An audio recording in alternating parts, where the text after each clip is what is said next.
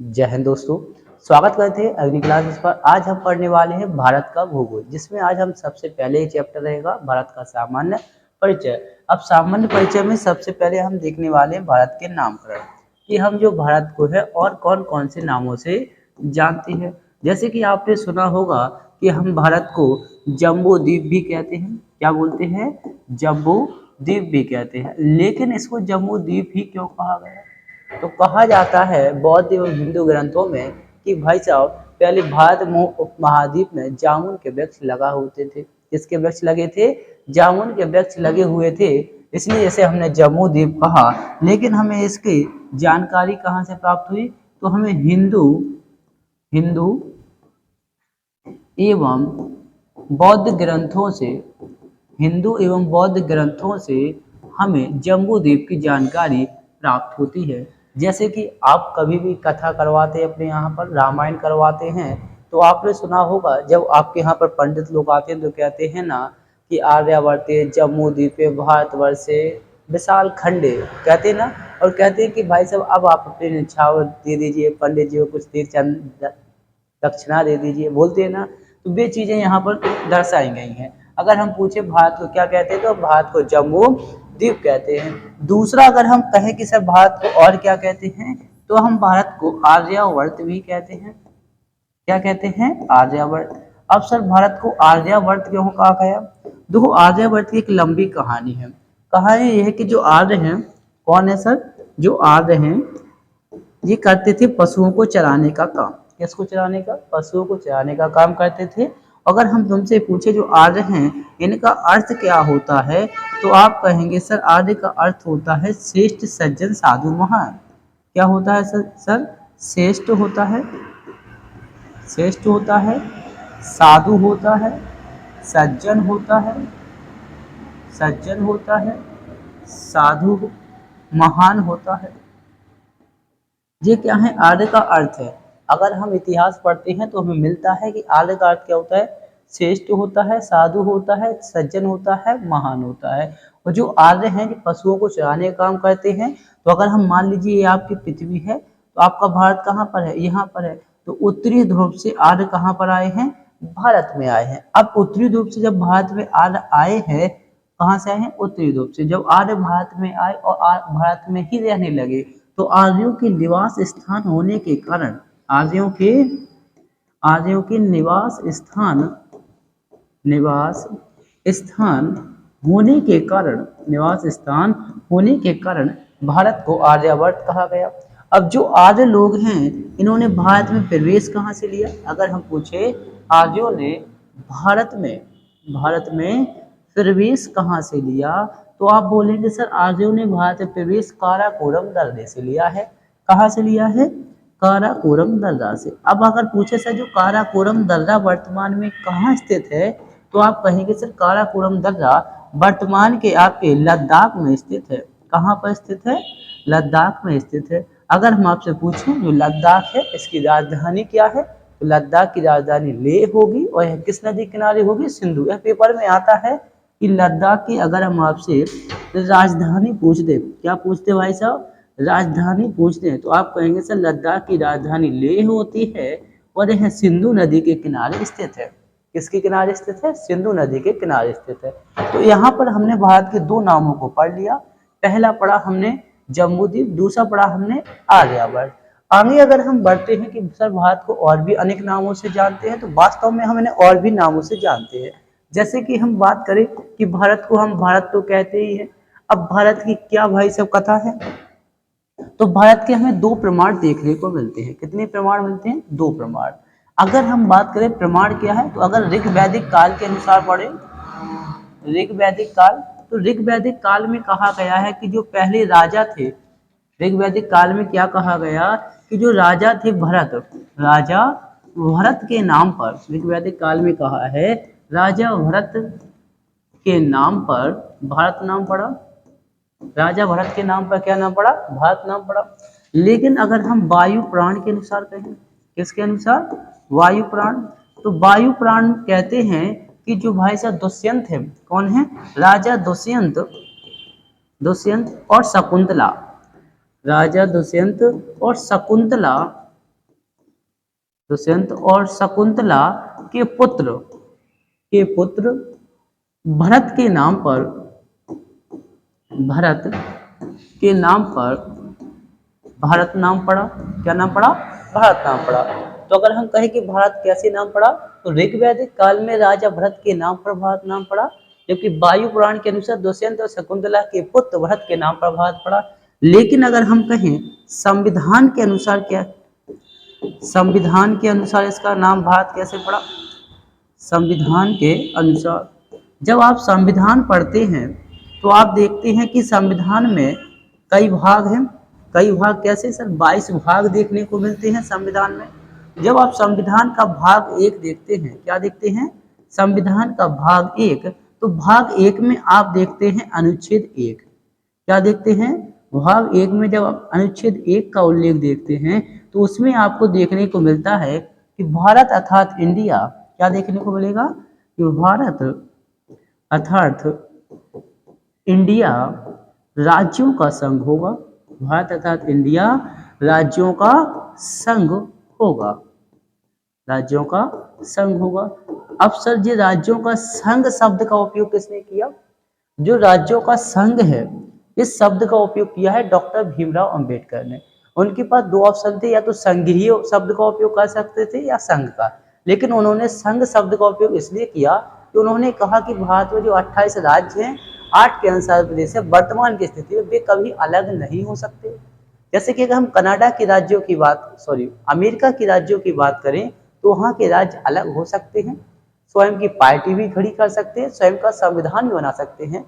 लेकिन आपके भारत का कहो कि आपका जो मध्य प्रदेश है, आपका राजस्थान है, आपका उत्तराखंड है, ये अलग हो जाएं, अलग पार्टी खड़ी कर दें, अलग संविधान बना दें, तो वास्तव में ऐसा कुछ भी नहीं हो सकता है। एक देश का एक संविधान है, एक ही आपकी राजधानी रहेगी भारत की, ठीक है। अलग अलग राजधानियां भी नहीं बन सकती। हाँ, राज्यों की अलग अलग राजधानियां हैं, लेकिन भारत देश की तो एक ही राजधानी मिलेगी आपको, ठीक है। तो यहाँ हमने भारत नाम भी पढ़ लिया। अब सर इसके बाद आपको क्या नाम मिलेगा? तो इसके बाद आप अगला नाम देखते हैं इंडिया। क्या नाम देखते हैं सर? इंडिया। अब इंडिया सर कैसे नाम पड़ा? तो जो इंडिया शब्द है इसको कहने वाले कौन है? तो यूनानियों के द्वारा इसे इंडिया कहा गया। किसके द्वारा? कई बार आता है जो इंडिया शब्द है किसने कहा है? तो इंडिया शब्द यूनानियों ने कहा है। किसने कहा है? यूनानियों के द्वारा इंडिया शब्द का उपयोग किया गया। जो यूनानी लोग थे, कौन लोग थे सर? यूनानी लोग। यह सिंधु नदी को, कौन सी नदी को? यह है सिंधु नदी। जो सिंधु नदी है इसको जो इंग्लिश से बोलते थे इंडस रिवर। कौन सी रिवर? इंडस रिवर बोलते थे। अब जो इंडस रिवर है इसको ये बोलते थे कि सिंधु का पार, तो बोलते थे इंडस का पार। तो इंडस के पार वाला क्षेत्र को ही इन्होंने क्या बोला? इंडिया बोला। तो कई बार अगर हम बात करें, जो इंडिया शब्द है किसके द्वारा प्रयोग किया जाता है? यूनानियों के द्वारा प्रयोग किया जाता है। यूनानी लोग सिंधु नदी को इंडिया, इंडस बोलते थे, इसी कारण इसका नाम इंडिया पड़ा। अब लेकिन सर एक क्वेश्चन और है कि जो भारत का दूसरा नाम आपने हिंदुस्तान भी सुना होगा। क्या पढ़ा होगा? हिंदुस्तान। आपने मूवी देखी होगी गदर मूवी, उसमें लिखा होगा हिंदुस्तान जिंदाबाद। सुनिए कि नहीं? हिंदुस्तान जिंदाबाद। तो अब लेकिन जो हिंदुस्तान है इस शब्द का उपयोग वास्तव में किया किसने है? तो हिंदुस्तान शब्द का उपयोग ईरानियों के द्वारा किया गया है। किसके द्वारा किया गया? यूनानियों के द्वारा किया गया। ध्यान रखना। अब जो भाई साहब ईरानी लोग थे, ईरानी है भाई साहब, विदेशी है, इन्हें भाई साहब हिंदी बोलनी नहीं आती, एक प्रकार से बज्ज नालायक आदमी है। इन्होंने क्या किया, जो आपका क्या है सा है, ईरानी लोगों को भाई साहब बोलना नहीं आता। ऐसे नहीं अपने गांव में तुतला लोग रहते हैं, कुछ बोलना है कुछ बोल जाते हैं, तो भाई साहब ये भी तुतला है, कुछ कहना है कुछ बोल रहे हैं गप्पों में, तो इन्हें सा बोलना था। क्या बोलना था? सा। लेकिन ये सा का उच्चारण किससे कर रहे हैं? ये सा का उच्चारण हा से कर रहे हैं। सा का उच्चारण किससे करते हैं? हा से करते हैं। कई बार आता है कि भाई साहब ये नालायक लोग हैं, इन्होंने सा का उच्चारण किससे किया? हा से किया। तो भाई साहब जब सा से हा से किया तो मतलब क्या हुआ? सर ये सिंधु नदी को पार करते थे। कौन सी नदी को पार करते थे? सिंधु नदी को। तो इन्होंने कहा सिंधु। अब सिंधु को क्या बोला इन्होंने? हिंदू। क्या बोला? हिंदू। अब सिंधु के पार वाले क्षेत्र को, तो अपन तो सिंधु हो रहा है लेकिन उनका क्या हो रहा? हिंदू के पार वाला। तो बोले हिंदू के पार वाला क्षेत्र हिंदुस्तान कहलाएगा। सर जी बार बार सिंधु नदी आ गई, ये है कहाँ पर? तो अगर हम बात करें कि जी अगर आपका भारत है, देखो पूरे भारत की जरूरत नहीं है तो पूरा नहीं बनाएंगे, जितने में अपना काम चल जाए उतना अपन बार बार बनाते रहेंगे। और आपको देखो अगर भूगोल पढ़ना है, स्टैटिक जीके पढ़ना है, कुछ भी पढ़ना है अगर जीके में, तो भाई साहब जैसा मैप बने वैसा मैप बना लो, लेकिन मैप याद आपको होना चाहिए। अब देखो यहाँ से ये क्या है, तिब्बत है, तिब्बत है, तिब्बत के यहाँ से आपकी सिंधु नदी निकलती है। कौन सी नदी निकलती है? सिंधु। अब जो लोग जो ईरानी है ये सब यहाँ से चलते चलते आते थे, अब उन्हें बार बार इस नदी को पार करना पड़ता था, तो ये थी सिंधु। तो बोले सिंधु को पार करो, मतलब हिंदू को पार करो, तो क्या बोला? हिंदुस्तान बोला। सिंधु की पार वाला क्षेत्र सिंधुस्तान, मतलब हिंदुस्तान। क्लियर है? एक शब्द तो आपने ये कर लिया। और एक और आपका पूछा जाता है कि एक कई बार किताबों में एक नया शब्द मिला है जो ब्रह्मवर्त है, कि भाई साहब जो आपकी क्या है भारत है, इसको ब्रह्मवर्त भी बोला गया है। क्या बोला गया है? ब्रह्मवर्त भी बोला गया है। अब ये ब्रह्मवर्त क्यों बोला गया? तो जो आपका जम्मू द्वीप है, क्या है? जम्बू द्वीप है। तो जम्मू द्वीप का दक्षिणी भाग, जम्मू द्वीप का दक्षिणी भाग, जम्मू द्वीप का दक्षिणी भाग को इन्होंने क्या बोला है? ब्रह्मवर्त बोला है। कई बार पेपर में आता है जम्मू द्वीप के दक्षिणी भाग को क्या बोला जाता है? ब्रह्मवर्त बोला जाता है, अर्थात भारत बोला जाता है, क्योंकि एशिया महाद्वीप में भारत कहाँ स्थित है? दक्षिण में स्थित है। अब देखो हमने बात किसकी कर रहे हैं सर? हम भारत के सामान्य नामों की बात कर रहे हैं। सबसे पहले हमने नामकरण हेडिंग डाल ली सर। क्या डाल ली?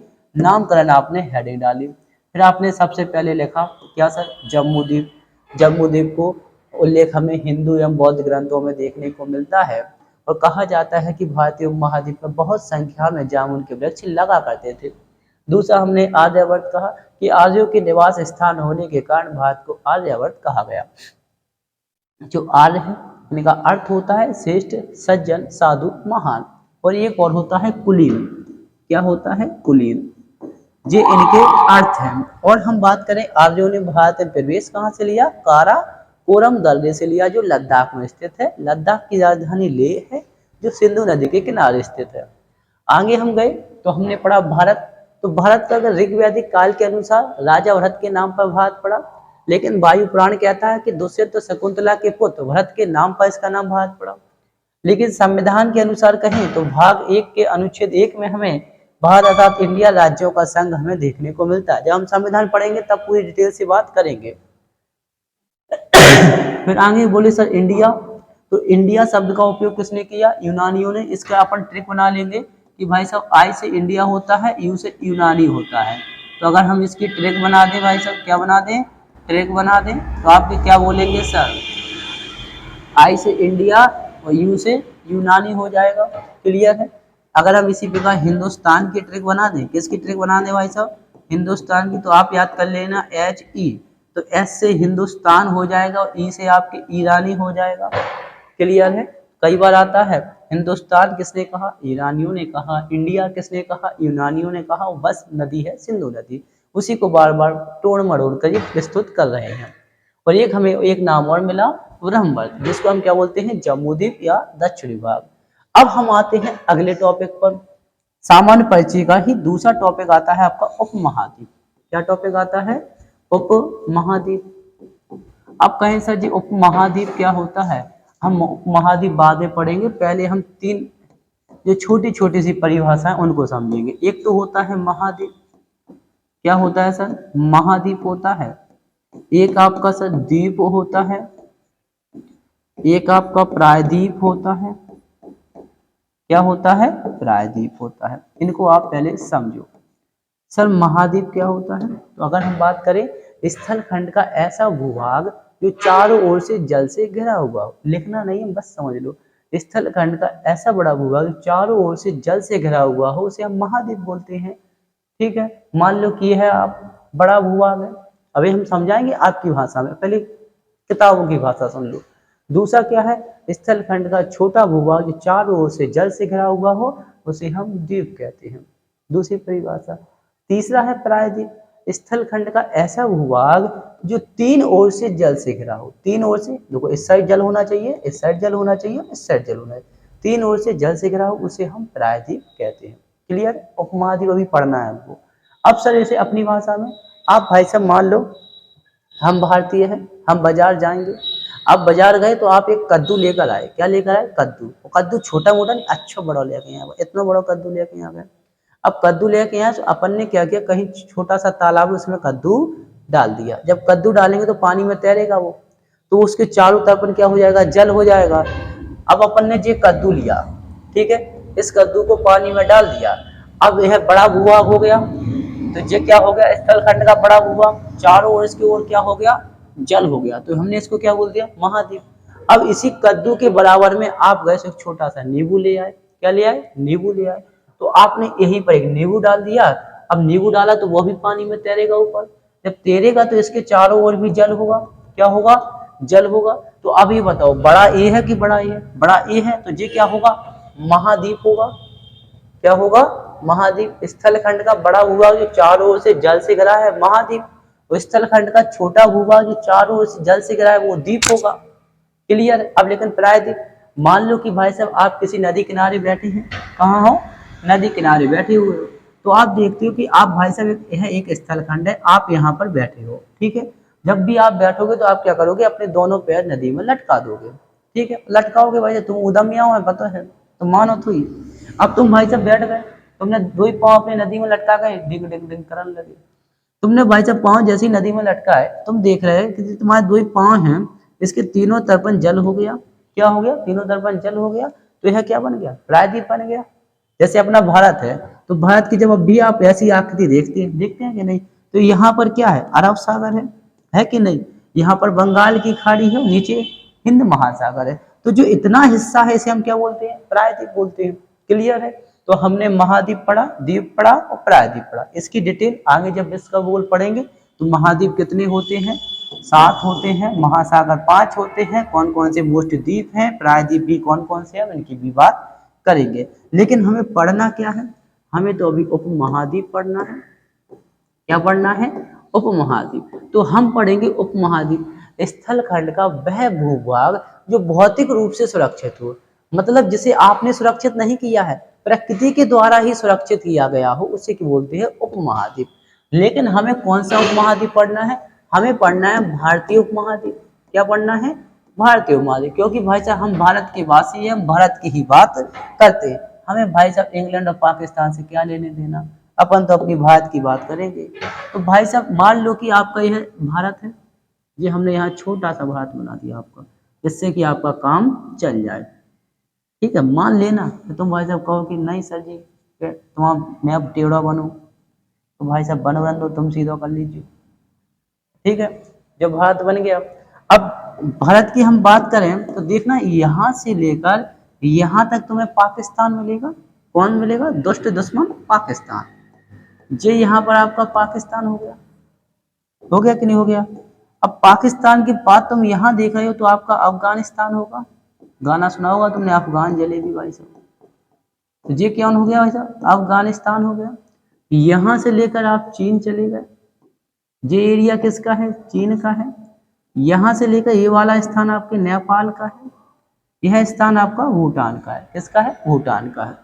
यहाँ से लेकर यहाँ तक का जो एरिया है जी म्यांमार का है, किसका है, म्यांमार का है। और यहाँ से ये वाला एरिया आपके बांग्लादेश का है, किसका है भाई साहब, बांग्लादेश का है। क्लियर है।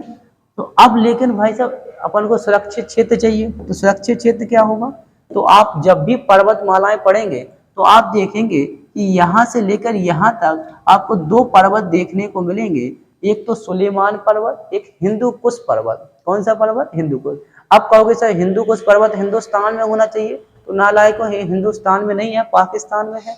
अगर हम बात करें तो भारत बाप है तो पाकिस्तान बेटा है, पहले पाकिस्तान अपना ही तो था, अब अलग होगा, लड़के हमसे धमका करते हैं। तो अगर हम बात करें हिंदुस्तान सॉरी पाकिस्तान है, पाकिस्तान में हिंदू कुश पर्वत है और सुलेमान पर्वत है। अब यहाँ से लेकर यहाँ तक की अगर हम बात करें तो यहाँ से लेकर यहाँ तक आपका हिमालय है, क्या है, हिमालय है। क्लियर है। अब इसी हिमालय का एक हिस्सा यहाँ मुड़ जाता है, उसे हम अराकान योमा पर्वत कहते हैं। अभी जो पर्वत के नाम को समझ में नहीं आ रहा है, पहाड़ में जाने तो बाद में हिमालय पढ़ेंगे, हम समझ लेंगे। अभी तो अपन छोटी छोटी संरचना, यहाँ पर एक तो सुलेमान पर्वत है, एक हिंदू कुश पर्वत है, एक हिमालय है। एक क्या है भाई साहब? हिमालय है। क्लियर है? हिमालय के बाद यहाँ पर कौन सा पर्वत है? अराकान योमा पर्वत है। अराकान योमा पर्वत है। इसके बाद यहाँ पर जल भरा हुआ है भाई साहब। क्या भरा हुआ है? जल भरा हुआ है, जिसे आप अरब सागर बोलते हैं। अरब सागर। यहाँ पर भी जो जल भरा है इसे आप बंगाल की खाड़ी बोलते हैं। क्या बोलते हो भाई साहब? बंगाल की खाड़ी बोलते हो। अगर हम बात करें इसके नीचे की, तो यहाँ पर आपका कौन सा महासागर है? हिंद महासागर है। कौन सा है? हिंद महासागर है। तो देखो भाई साहब, अब अपन को क्या करना है कि भारतीय उपमहाद्वीप की बात करना है। तो अगर हम भारतीय उपमहाद्वीप की बात करें तो आप बोलेंगे कि सर जो आपका भारतीय उपमहाद्वीप है इसमें आपको 5 देश देखने को मिलते हैं। सबसे पहले आप हेडिंग डालो भारतीय उपमहाद्वीप, फिर उसमें लिखना कि भारतीय उपमहाद्वीप में 5 देश आते हैं। कितने देश आते हैं? 5 देश आते हैं। हम बोलते जा रहे हैं, आप बोलती हुई भाषा लिखना, हम यहाँ पर शॉर्ट लिखेंगे। भारतीय उपमहाद्वीप में कितने देश आते हैं? 5 देश। अब 5 देश कौन कौन से हैं? तो नंबर 1 लिखना, एक तो आपका प्यारा भारत है। दूसरा भाई साहब तुम्हारा पड़ोसी दुष्ट दुश्मन पाकिस्तान भी है। कौन है भाई साहब? पाकिस्तान भी है। तीसरा भाई साहब नेपाल है। कौन है? नेपाल है। चौथा आपका भूटान है। क्या है? भूटान है। पांचवा आपका बांग्लादेश है। क्या है भाई साहब? बांग्लादेश है। तो देखो अगर हम कहें तो ये आपका भारत हो गया। देखो इसी लाइन के अंदर आ रहा है कि नहीं आ रहा है? दूसरा पाकिस्तान भी इसी लाइन के अंदर है, मतलब हिंदू को सुलेमान पर्वत के अंदर है। इसके बाद देखो नेपाल भी हिमालय पर्वत के अंदर है। भूटान भी हिमालय पर्वत के अंदर है। और बांग्लादेश भी अराकान योमा पर्वत के अंदर है। क्लियर है? तो अगर पूछे भारतीय महाद्वीप में कितने देश आते, तुम तो अपने काम की बात सुनो। क्वेश्चन आएगा भारतीय महाद्वीप में कितने देश हैं, तुम बोल देना दम से कि भाई साहब 5 देश होते हैं। पहला अपना भारत है, दूसरा पाकिस्तान है, तीसरा नेपाल है, चौथा भूटान है, पांचवा बांग्लादेश है। अगर मैप बना पाओ तो बना दो, छाप दो, नहीं तो भाई साहब ये 5 देश तो बनो। पढ़ ही लेने कितने देश आते हैं? 5 देश आते हैं। अगर हम अब आगे बढ़ते हैं, आगे बढ़ेंगे तो अब हम देखें भारत की स्थिति। ये तो हो गया दूसरा टॉपिक। अब तीसरा टॉपिक आता है आपकी भारत की स्थिति। ठीक है, अपन को लंबा वीडियो नहीं करना है, लगभग 30 से 35 मिनट बताएंगे, इसमें आपका काम चलता जाए। अब देखेंगे भाई साहब भारत की स्थिति। भारत की स्थिति की बात करेंगे। अगर आपको भारत की स्थिति पढ़ना है तो आपको छोटी छोटी चीजों को पहले समझना होगा। क्या पढ़ना होगा? छोटी छोटी चीजों को आपको समझना होगा। अब भी सर छोटी छोटी चीजें क्या होंगी? देखो अगर हम कहें कि आपकी पृथ्वी कैसी है तो आप बोल दोगे फट से सर पृथ्वी गोल है। तो गधों पृथ्वी गोल नहीं होती है। पृथ्वी की अगर आपसे पूछा जाए कि भाई साहब पृथ्वी कैसी होती है तो आप बोलना कि सर पृथ्वी का आकार भूआब होता है। कैसा होता है? पृथ्वी का आकार भूआब होता है। इंग्लिश में बोले तो जियोड होता है। कैसा होता है सर? जियोड होता है। अगर पूछे पृथ्वी का आकार कैसा है? भूआब है अथवा जियोड। सर ये कौन सा नया पंगा है, आप बना बोल रहे हो, हमसे बोल रहे हो भूआब है। तो भाई साहब यह बातें कल्पना है, पृथ्वी गोल है ही नहीं वास्तव में। अब बोलोगे सर कैसे? मान लो भाई साहब हम में शक्ति आ गई। कैसी शक्ति आ गई कि हम भाई साहब पृथ्वी को बिल्ला से बेल के सीधो कर दें, पसार के। मान लो हमने पृथ्वी को पसार दिया, ये बन गई हमारी पृथ्वी। अब आप देखोगे कि यहाँ से यहाँ तक तो कोई पर्वत ऊपर उठा हुआ है, कहीं पर भाई साहब यहाँ से लेकर यहाँ समुद्र है और समुद्र भी नीचे धंसा हुआ है। कहीं देख रहे हो भाई साहब मैदान मिल रहा है। तो आपको ऐसा नहीं लग रहा है कि कहीं पृथ्वी उठी है तो कहीं पृथ्वी धंसी है कि नहीं? तो अगर हम वास्तविक पृथ्वी की आकृति की बात करें तो वास्तविक जो है आपकी पृथ्वी इस प्रकार की है। जी है आपकी पृथ्वी का आकार। लेकिन अगर हम ऐसा करेंगे तो आप किसी देश में नहीं पहुंच पाओगे जिंदगी में, क्योंकि हमें अक्षांश और देशांतर स्थितियों की जरूरत पड़ती है। अब ये अक्षांश क्या होता है, देशांतर क्या होता है, जी अभी हम बात करते हैं। जी आप नोट डाल के लिख लेना, पृथ्वी का आकार भूभाग होता है। अब यहाँ मिटाते हैं। ठीक है, अब हमें पढ़ना है भारत की स्थिति। तो आपने भाई साहब 3-4 चीजें पढ़ी होंगी। कितनी चीजें? 3-4 चीजें आपने पढ़ी होंगी। जैसे कि अगर हम बात करें, अरे यार देखो यहाँ से अगर हम बात करें, जी आपकी पृथ्वी है, आप बोलोगे सर हाँ पृथ्वी गोल है, गोल नहीं भूभाग है। बोलना हर बार कैसी है? भूभाग है। अब हमने पृथ्वी को बीच से एक रेखा गुजार दी। कैसी रेखा है? अपनी भाषा में बोलो, लेटी है कि नंजा? खड़ी तो नंजा, कैसी है? लेटी है। जो लेटी रेखा है उसे ही अक्षांश रेखा कहते हैं। अपनी भाषा में फालतू की नहीं पढ़ने कि उत्तरी ध्रुव, दक्षिणी ध्रुव, पूर्वी ध्रुव, अरे भाड़ में गए पूर्वी, पेपर में ऑब्जेक्टिव आने, हमें ऑब्जेक्टिव लगाने, अपनी भाषा में समझ के हम काम चलाने। तो हमने कहा जो सर पृथ्वी है, क्या है? पृथ्वी है। पृथ्वी पर हमने आड़ी रेखा गुजार दी। कैसी रेखा गुजार दी? आड़ी रेखा या लेटी हुई रेखा। तो भाई साहब ये लेटी हुई रेखा अगर इंग्लिश में बात करें तो इसे लैटिट्यूड ही तो बोलते हैं भाई साहब। हम मजाक थोड़ी कर रहे थे। क्या बोलते हैं? Latitude line. और लैटिट्यूड लाइन को ही तो बोलते हैं अक्षांश रेखा। क्या बोलते हैं भाई साहब? अक्षांश रेखा बोलते हैं। कौन सी रेखा? अक्षांश रेखा। क्लियर है? अब पृथ्वी के जो बीच से गुजरी, जब आप बचपन में आपने कंपास बॉक्स लिया होगा तो आप देखते होंगे कि कंपास में इस प्रकार का चांदा निकलता है। अरे भाई साहब चांदा तो हम भी निकाल सकते हैं। देखो एक मिनट, देखो ये है चांदा। तो आप देख रहे हो कि सर यहाँ से लेकर जीरो है कि नहीं? यहाँ क्या है? जीरो है। धीरे धीरे क्या हो रहा है? बढ़ रहा है। बढ़ रहा है कि नहीं बढ़ रहा है? तो अब इस चांदा को हम हटाते हैं, ये क्या होगा? जीरो होगा कि नहीं? क्या होगा? जीरो होगा। अब हम इसके धीरे धीरे ऊपर जाएंगे तो ये बढ़ेगा। तो हम धीरे धीरे ऊपर बढ़े तो हमने यहाँ पर देखा 23 सही 1/2 मतलब 23.5 डिग्री। क्लियर है? इसी प्रकार जब हम नीचे आएंगे तो यह भी बढ़ेगा धीरे धीरे एक करके। तो नीचे भी आपको क्या मिलेगी? 23 सही 1/2 डिग्री। क्लियर है? अब आप कहोगे सर आपने यह इसको लैटिट्यूड बोला, अक्षांश रेखा बोला, क्या इनका नाम नहीं रखा गया? हाँ भैया हमने इनका नाम भी रखा। जो जो 0 डिग्री है जो बीच की है इसको हमने बोला भूमध्य रेखा। कौन सी रेखा? भूमध्य रेखा। जो भूमध्य रेखा है यह पृथ्वी को 2 बराबर भागों में बांटती है। कौन सी रेखा? भूमध्य रेखा। यह पृथ्वी को 2 बराबर भागों में बांटती है। देखो बांट रही ना, ऊपर का हिस्सा नीचे का हिस्सा। क्लियर है? अब आप देख रहे हो कि सर ये पृथ्वी है जो 2 बराबर भागों में बांटती है। अगर हम इस रेखा के ऊपर जाएंगे तो आपको क्या होगा? उत्तर होगा कि दक्षिण? देखो जब भी आप मैथ रीजनिंग पढ़ते हो तो आप कहते हो कि सर जब भी हम यहाँ जाएंगे तो हमें यहाँ पर पूरब मिलेगा, मिलेगा कि नहीं? तो जब भी आप इस साइड आओगे तो आपको पश्चिम मिलेगा। क्या मिलेगा सर? पश्चिम मिलेगा। आप सर ऊपर जा रहे हैं तो आपको सर उत्तर मिलता है। क्या मिलता है? उत्तर मिलता है। और जब आप नीचे जाते हो तो आपको दक्षिण मिलता है। क्या मिलता है? दक्षिण मिलता है। यह दिशा है। इस साइड जाओ पूरा, पीछे आओ पश्चिम, ऊपर जाओ उत्तर, नीचे जाओ दक्षिण। क्लियर है? अब जो है 0 डिग्री अक्षांश रेखा है। अब इसके ऊपर गए तो यह कौन सा गोलार्ध होगा? उत्तरी गोलार्ध होगा। कौन सा गोलार्ध होगा? उत्तरी गोलार्ध होगा। और अगर हम इसी प्रकार इसके नीचे आए तो यहाँ कौन सा होगा? दक्षिणी गोलार्ध होगा, क्योंकि सर हम इसके नीचे आ रहे हैं। क्या होगा? दक्षिणी गोलार्ध होगा। क्लियर है? ऊपर उत्तरी गोलार्ध है, नीचे दक्षिणी गोलार्ध है। यह क्लियर है सर? मतलब 23.5 डिग्री उत्तरी अक्षांश रेखा। कौन सी अक्षांश रेखा? उत्तरी अक्षांश रेखा।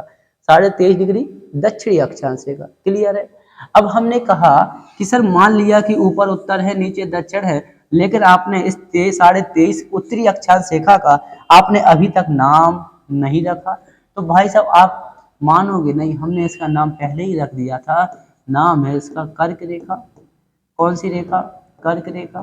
क्लियर है? इसी प्रकार हमने 23.5 दक्षिणी अक्षांश रेखा का भी नाम पहले ही रख दिया था। जब आपने भी और हमने भी जन्म लिया था तब भी इसका नाम रखा था मकर रेखा।